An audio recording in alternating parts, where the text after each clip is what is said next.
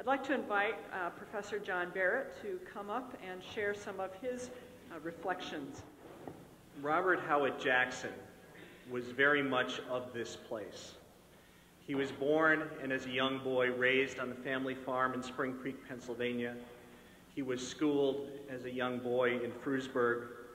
He lived and worked for 20 years as a young man here in Jamestown, and then, of course, moved to the national and international stage. He was a descendant on his father's side of course, the Jacksons and also the Eldreds, and on his mother's side from the Howitts and the Gregorys. And these people were incredibly hardworking and very smart farmers, by and large. They were not religious in an organized membership sense, but they were people of freedom. They were people of morality. They were people of values.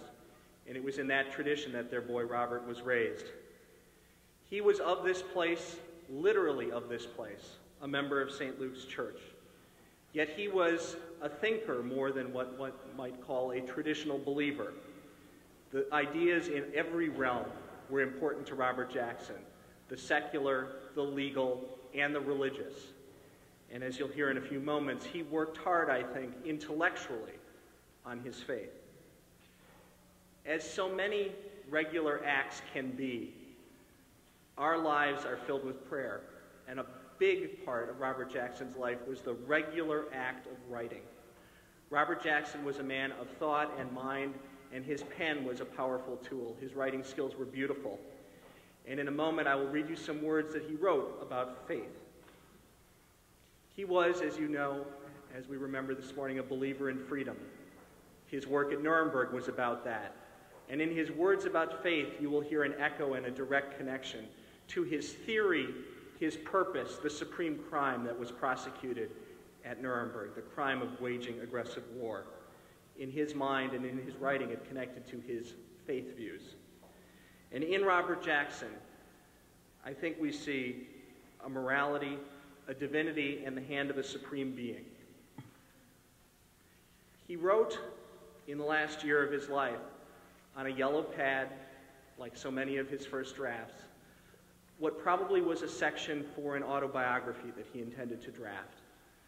This segment from which I'll read was called "The Faith of My Fathers." I cannot remember any effort by either of my parents or any of my grandparents to instill in me any religious doctrine. There were several Bibles in the house, including some gruesomely illustrated. There were a few books on religious subjects. Afar back, the Jacksons, like many of the Scotch-Irish stock, had been Presbyterians, and the early days in the wilderness may have been colored by the gloomy teachings of Knox and Calvin. The Eldreds originally were of the Church of England school, but neither Presbyterians nor Episcopalians were strong in the regions where we lived, and none of my family in my days at home were affiliated with any formal religious group. None of them was intellectually or emotionally committed to any particular denomination or dogma. I cannot recall that I was ever sent or urged to go to Sunday school. But along with those of my age, I attended the Baptist Sunday School in Frewsburg, namely because its teachers included some I admired, and so did its choir. But I was reared in an atmosphere of perfect respect for the religious views of others, or at least the respect for the personal right to have any religion one preferred. While of little formal faith ourselves, I never knew any of them to try to arouse doubts in the minds of another or to unsettle his faith. On the contrary, as a mere youngster, I was soundly spanked for denouncing Catholicism to an Irish hired girl, although Mother knew I was only repeating what I had heard a violent anti-Catholic say. And in early high school days, when my father heard that I, with several others, had visited a revival meeting and behaved irreverently to the annoyance of the congregation, I received a reprimand couched in unforgettable, irreligious language. They let others alone in their beliefs and practices and were reasonably tolerant of their missionary efforts, if not much moved by them. Typical of this attitude is an incident I recall when a fiery United Brethren minister called. Only my grandfather Jackson and my baby sister Helen and I, in early high school, were home. After a few neighborly remarks, the preacher asked if he could pray for my grandfather's soul. "Why, I don't mind if you want to," said the old man, "but do it quietly so you will not awaken the baby." But their attitude toward organized religions did not mean that they had no reflective hours on the problems of life and death. Indeed, in the stillness of the country evening, they often meditated on whence we came and whither we go and why we are here. They never got very far with the answers, a matter in which there is little to distinguish them between the efforts of the simplest and the greatest of minds. But at least they knew a mystery when they saw one and did not pretend to get answers out of the clouds, and they acknowledged no better authority on the subject for themselves than their own reason and effort. No dogma was invoked to prevent discussion, nor to provide answers where reason failed to give any, and there was no trace of atheism in any of them. A vague belief in some hazy kind of supreme being hovered over their serious moments. The male Jacksons were traditionally active Freemasons in a small country lodge where masonry is at its best. That is based on a belief in a supreme being and goes little beyond. That perhaps was nearest to a formulated religious belief that any of them possessed. Death they simply took as in the natural order of things. I cannot recall a single manifestation of fear of it in any of them. Who ordained it, what it meant in terms of the personality, and what, if anything, lies beyond, they knew not.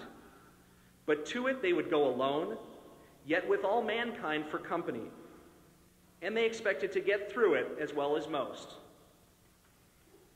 I should sum up the attitudes that I absorbed from the example more than from the precept of my forebears by saying that religion is an intensely personal affair in which one is entitled to be free from aggression. From the beginning, I was taught that the other man's relations with the infinite were none of my business. My people detested all meddlesomeness in the affairs of the spirit, and so do I. How well I have walked in this faith, or non-faith as you may choose to call it, is for others to judge. I never joined any formal religious organization until I was well along in years. My wife was an Episcopalian, and our children were sent to its, meaning St. Luke's, Sunday school. When my son was about to be confirmed, he raised the question why he should be if I had not. It was easier to be confirmed than to answer the question. But it was a little more than that.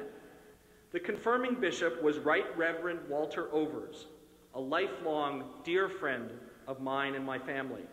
He had officiated at my father's funeral in Frewsburg, and as a former Methodist himself, belonged to the more liberal school of that church. And so if its teachings were not entirely intellectually satisfying, its general attitudes towards life came nearer to my own than any other, though I cannot profess to have been other than negligent, even of its most comfortable ordinances.